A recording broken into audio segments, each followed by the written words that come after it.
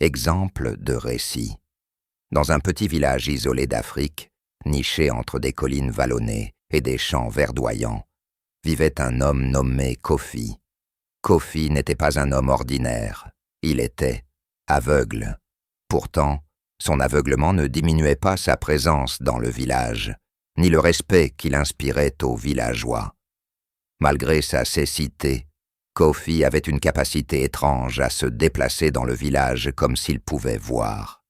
Il avait mémorisé la texture de la terre sous ses pieds, l'odeur de chaque arbre et le son de chaque oiseau perché sur les toits du village.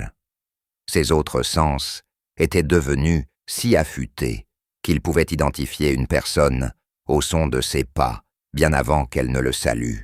Kofi était connu pour sa sagesse. Les villageois lui demandèrent et souvent conseil, car il possédait une compréhension de la vie que peu de gens pouvaient égaler. On disait que Kofi pouvait voir plus avec son cœur que les autres avec leurs yeux. Il avait un esprit doux et offrait toujours des conseils, à la fois gentils et profonds. La vie au village n'était pas sans difficulté pour Kofi. Les tâches simples que d'autres tenaient pour acquises étaient des montagnes à gravir pour lui. Pourtant, il ne se plaignait jamais. Au lieu de cela, il trouvait des moyens innovants de s'adapter. Il avait fabriqué un bâton de marche à partir d'une branche robuste qu'il utilisait pour se repérer.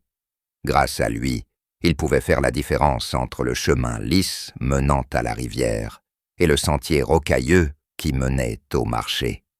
Un jour, une catastrophe s'est abattue sur le village. Une violente tempête avait balayé le village, laissant derrière elle des dégâts. La rivière, autrefois source de vie, avait débordé, menaçant d'inonder le village. La panique s'est répandue parmi les villageois alors qu'ils essayaient de trouver une solution. C'est alors que Kofi s'est avancé. Bien qu'il ne puisse pas voir la montée des eaux, il pouvait entendre l'anxiété dans les voix de son peuple. Il se souvenait du paysage mieux que quiconque et savait exactement où se trouvaient les barrières naturelles qui pouvaient rediriger l'eau. Avec ses conseils, les villageois ont construit un barrage de fortune en utilisant des rondins et des pierres de la forêt environnante.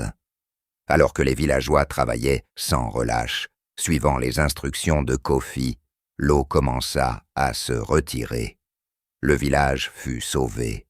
Kofi avait une fois de plus montré que sa cécité ne le rendait pas moins capable, mais lui permettait plutôt de voir le monde d'une manière dont les autres ne pouvaient pas le voir.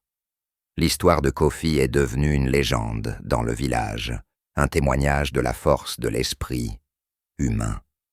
Il a enseigné aux villageois que la vraie vision ne vient pas des yeux, mais du cœur et de l'esprit.